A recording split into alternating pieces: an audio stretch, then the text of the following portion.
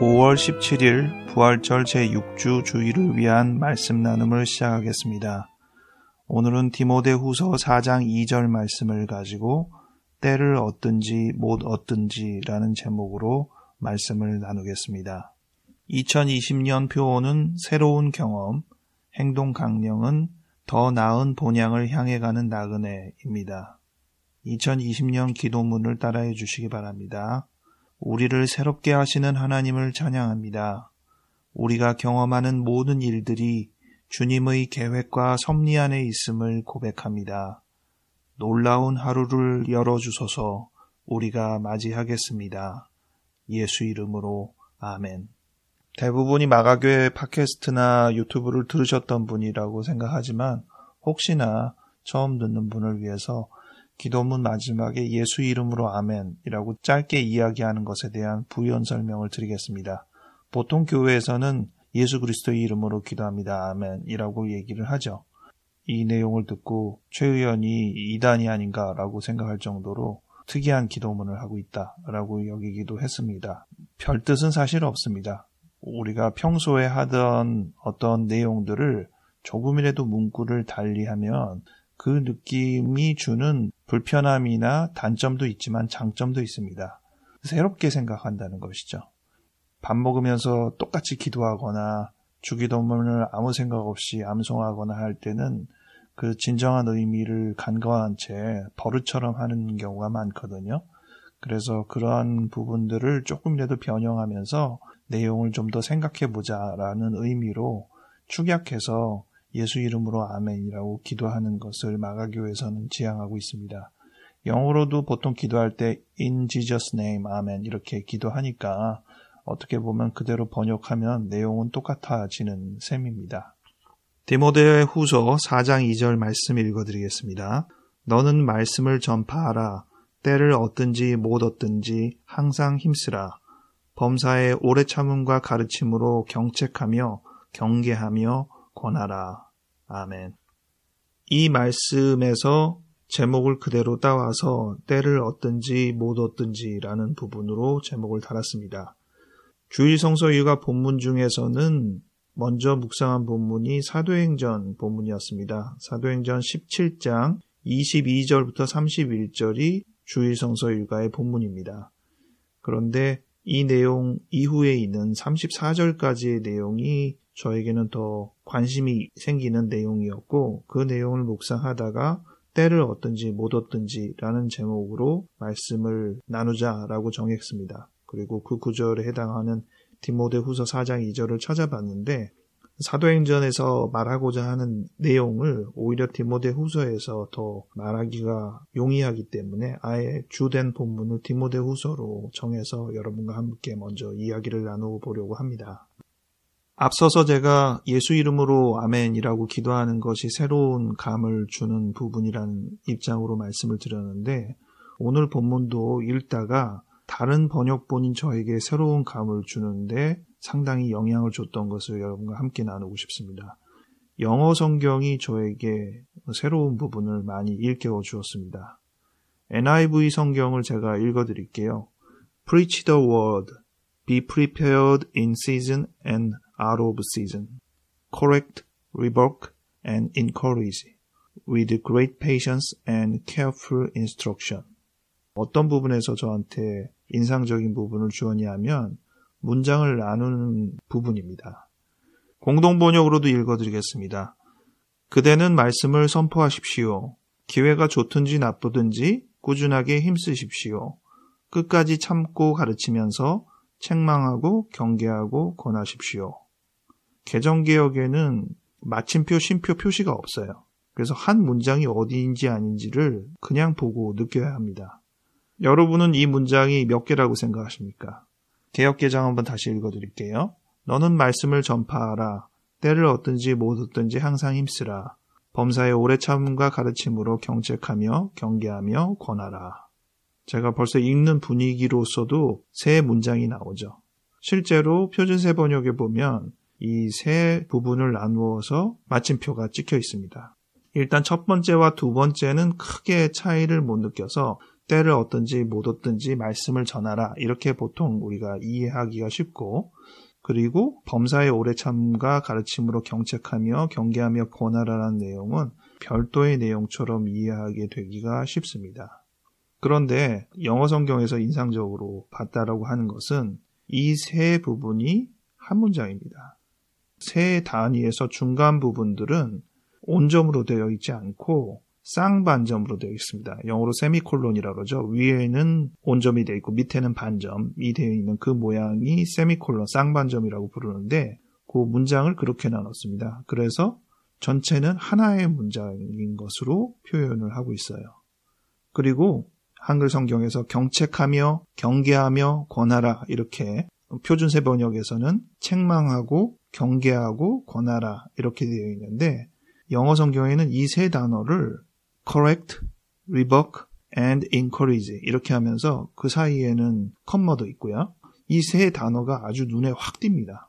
근데 이 경책, 경계, 권함을 하는 데 있어서 기본적으로 with great patience and careful instruction 오래 참음과 가르침으로 경책하고 경계하고 권하라라는 느낌이 확 살게 이렇게 문장 표시가 되어 있습니다.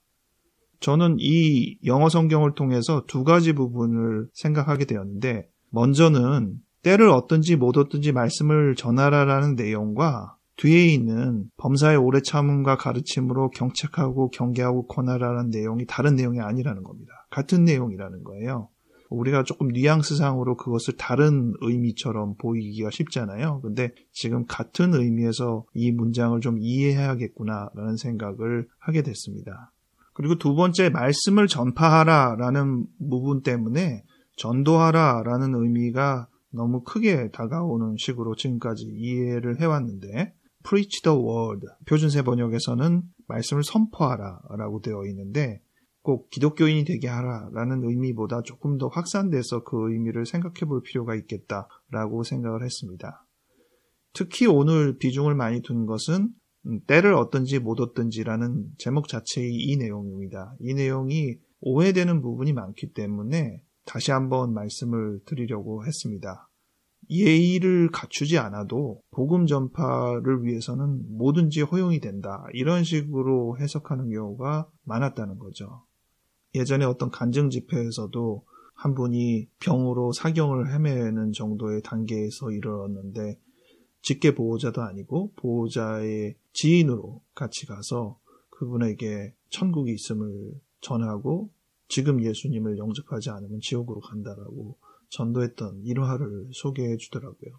본인으로서는 너무나도 급박했다는 겁니다. 저 사람이 지금 복음을 받아들이지 않으면 지옥에 갈 사람인데 얼마나 이 중대한 시기냐라고 하면서 보호자들이 반대하거나 병실의 상황이 허용하지 않는데도 불구하고 본인이 목소리를 높여서 천국이 있다라고 고백하시라고 얘기를 했다는 것이죠.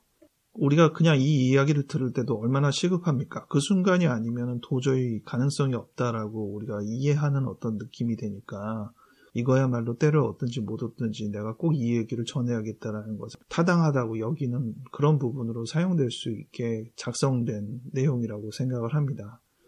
오늘 말씀에 보면 참을성 있게 라는 내용이 담겨 있거든요. 때를 얻든지 못 얻든지 무조건 불도저식으로 나가면 참을성 있게 오래 참음이라는 단어가 들어갈 일이 없죠. 항상 긴급을 요하는 상황이 될 테니까. 그러나 분명히 오늘 이 내용 속에 오래 참음으로 경책하고 경계하고 권하라라고 되어 있습니다. 그러니 어떤 상황이든 무조건 자기가 원하는 대로 밀어붙이는 게 허용된다라는 뜻은 아니라는 것을 생각해야 됩니다. 그렇다면 이 때를 얻든지 못 얻든지 항상 힘쓰라는 말이 무엇일까? 세번역은 기회가 좋든지 나쁘든지 꾸준하게 힘쓰라라고 되어 있고 한때 드라마에도 날이 좋아서 날이 좋지 않아서 라는 표현도 있었는데 날이 좋든 날이 좋지 않든 우리가 전도해야 될 부분들을 고민하는 그런 부분에 있어서도 마찬가지일 테고요. 이 부분과 관련지어서 같이 생각해 보기에 좋은 말씀이 오늘 주일 성서 일과 중에 하나인 사도행전 17장 본문입니다. 바울이 2차 전도 여행에서 가게 된 아테네 지역을 의미합니다. 16절에 바울이 아덴에서 그들을 기다리다가 라고 했는데 그 아덴이 아테네의 다른 발음이죠. 그런데 가보니까 그 성에는 우상이 가득했다고 했습니다. 아주 다양한 조각상으로 신을 섬기는 것이라는 것이죠. 그래서 마음이 격분을 했다고 했는데 그 중에 일부 철학자들과는 쟁론을 하기도 하고요. 덕분에 바울이 좀 발언할 기회를 얻었습니다. 바울이 이 쟁점으로 가장 문제가 됐던 부분은 예수의 부활에 대한 문제였습니다. 그것 때문에 쟁론이 됐다고 18절에 나와 있습니다. 결과적으로 그래서 그들 앞에서 자기 주장을 펼칠 수 있는 기회를 갖게 된 겁니다. 바울은 어떻게 이야기를 전할까라고 하다가 그 다양한 조형물 중에 알지 못하는 신에게라는 표지판을 봤어요. 이거 참 특이하다. 그리고 저거를 통해서 예수 그리스도를 전해야 되겠다라고 생각해서 너희가 알지 못하는 신에게라는 표지판을 세워가면서 다양한 신을 추구하고 있는데 내가 진정한 이 신이 누구인지를 알려주겠다고 하면서 예수 그리스도에 대해서 전한 것입니다. 앞서서는 예수의 부활 때문에 철학가들과 쟁론이 벌어졌다라고 했는데 그것은 예수라는 특정 대상에 대한 쟁론일 수도 있지만 부활에 대한 쟁론이 될 수도 있을 거라고 생각을 합니다. 왜냐하면 부활은 현실적으로 이루어지지 않는 사실이기 때문에 그렇죠. 지금 31절의 내용을 보면 이는 정하신 사람으로 하여금 천하를 공의로 심판할 날을 작정하시고 이에 그를 죽은 자 가운데서 다시 살리신 것으로 모든 사람에게 믿을 만한 증거를 주셨음이니라 하니라. 이렇게 얘기를 했어요. 이 정하신 사람이 바로 예수 그리스도인 거죠. 사도행전을 기록한 누가는 좀 더 비중을 둔 내용이 어떻게 신과 접하게 되느냐에 대한 부분에 좀 더 주목을 해서 내용을 기술한 것으로 보입니다. 이는 매우 철학적인 주제라고 할 수 있고요. 아테네의 그 종교심이나 철학성이 많이 있는 사람들에게 공통의 주제를 가지고 접근을 하여서 예수 그리스도라는 주된 핵심에 근접할 수 있도록 전개했을 것이라고 예상을 합니다. 그런데 그 예수 그리스도까지 이어지는 내용을 이 사도행전에서 상세하게 기록하지는 않아서 우리는 그 부분을 어느 정도 상상만 할 수 있을 뿐이고 정확한 논리를 이 안에서 충분히 볼 수는 없습니다. 저는 이 앞 내용을 읽으면서 우리 주변에서 우리가 늘 하나님을 만날 수 있는 근거가 충분히 있었다라는 부분을 주목하게 됩니다.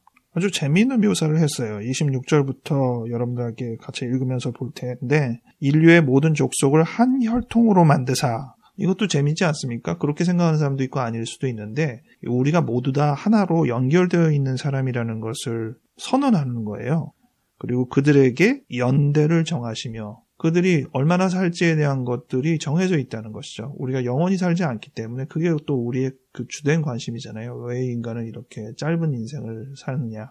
그리고 거주의 경계를 한정하셨다라고 했어요. 자기가 살아서 활동하는 영역이 이 지구상에서 어느 정도 한정된 영역을 왔다 갔다 하는 것이죠. 그런데 이러한 부분이 27절로 넘어갈 때 이는 사람으로 혹 하나님을 더듬어 찾아 발견하게 하려 하심이로되. 아니 이렇게 우리가 연대가 어느 정도 정해져 있고 살고 거주의 경계도 있고 이러한 것이 이유가 우리가 하나님을 더듬어 찾아 발견하게 하기 위해서 그렇게 하셨다는 거예요. 그 뒷구절이 아주 핵심입니다.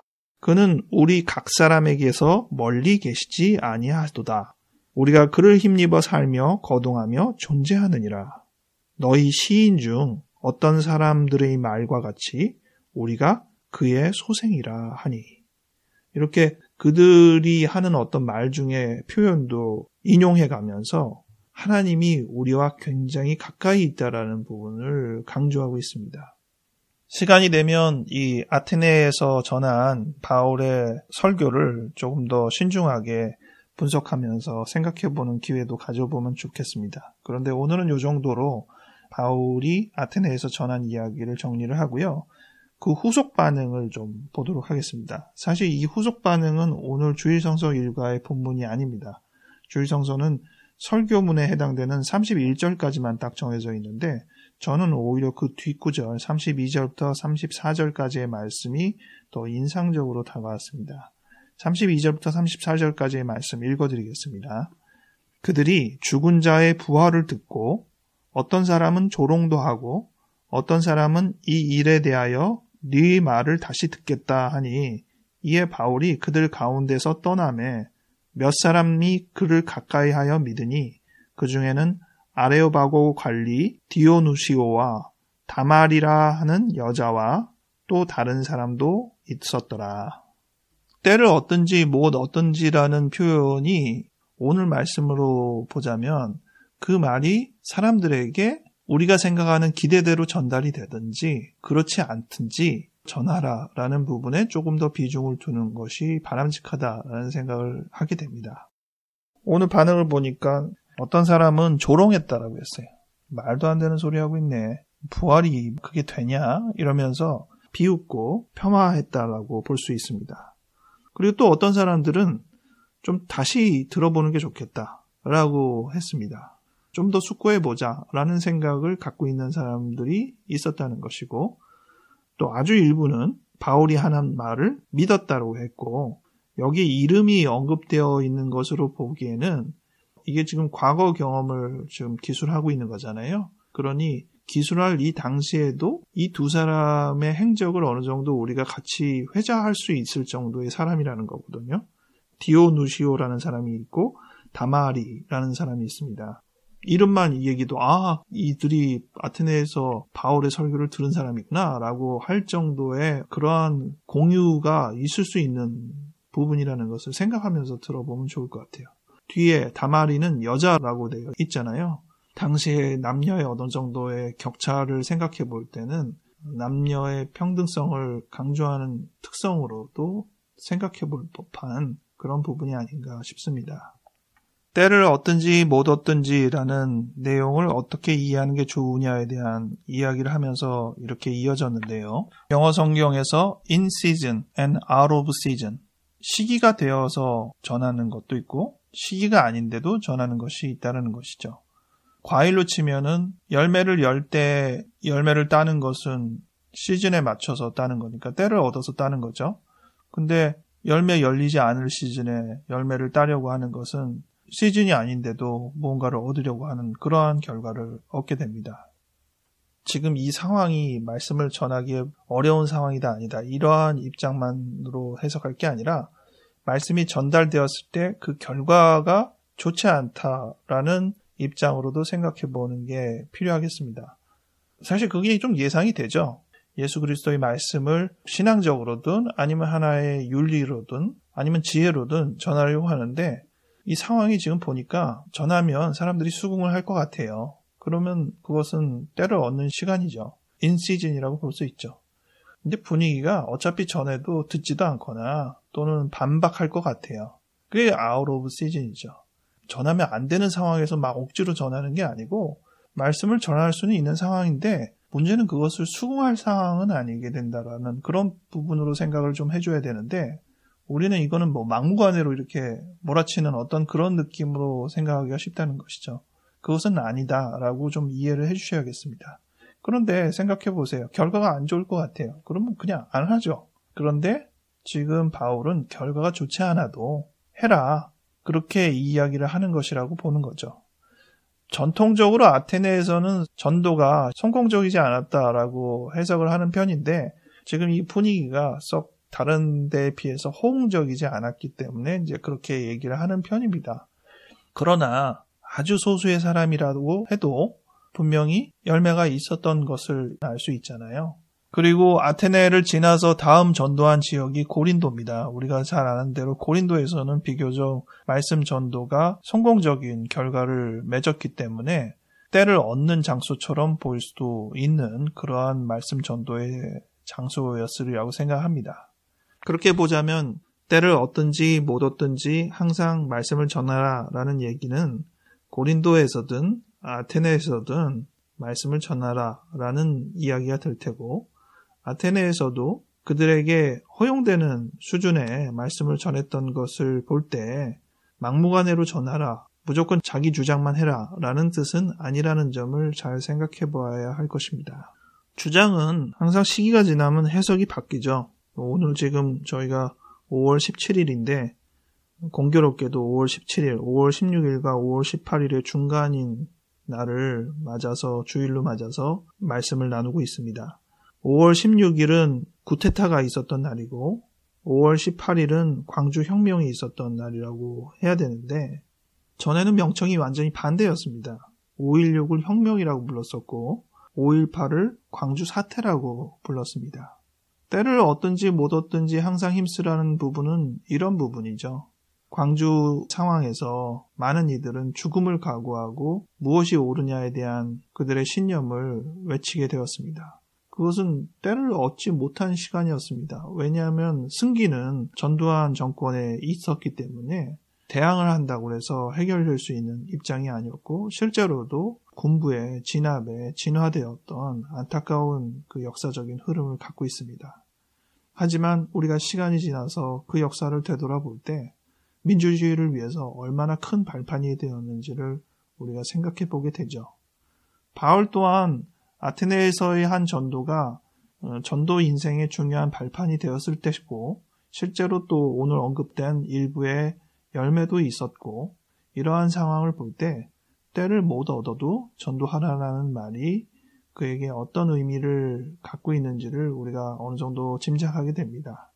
그러한 부분을 생각하면서 우리도 때를 얻든 못 얻든, 우리 예상이 수월하게 풀리는 상황이든 굉장히 어려운 상황이거나 아니면 실패할 상황이든 우리가 해야 될 어떤 역할은 하면서 가야 되는 그런 과정이 있다라는 부분으로 이 말씀을 다시 묵상하면 좋겠습니다. 여러분이 지금 관심을 갖고 하는 일 중에 이 부분이 여러분에게는 지금이 때입니까? 오히려 때가 아닙니까? 그리고 우리가 해야 되는 일들은 사명의 일입니까? 아니면 그렇지 않은 일입니까? 이러한 부분들을 생각하며 우리가 지금의 시기도 살피고 또 우리가 해야 할, 또 우리가 말해야 할 부분들을 다시금 생각해 보면 좋겠습니다. 기도하겠습니다. 하나님 아버지, 우리는 여러 상황 속에 놓이면서 우리가 해야 될, 말할 것들을 할지 말지를 늘 고심하게 됩니다.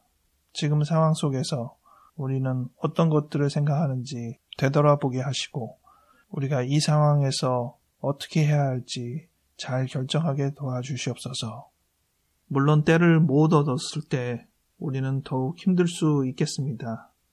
지혜가 필요하고 오래 참는 것이 필요하고 잘 설명하는 자세가 필요할 것입니다. 이것이 진정 하나님이 우리에게 주신 말씀이라고 여긴다면 우리가 마주하는 상황에 대해서 수정하고 경고하고 또는 격려하며 충분히 의미 있는 노력을 할 수 있도록 도와주시옵소서. 하나님이 함께 계신다라는 믿음을 가지고 할 수 있는 활동을 계속 해나갈 수 있게 도와주시옵소서. 감사드렸고 예수 이름으로 아멘.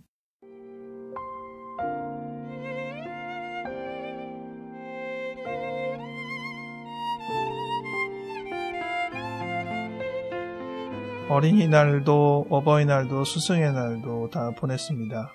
남은 5월도 이러한 생각을 계속 이어가면서 지냈으면 좋겠습니다.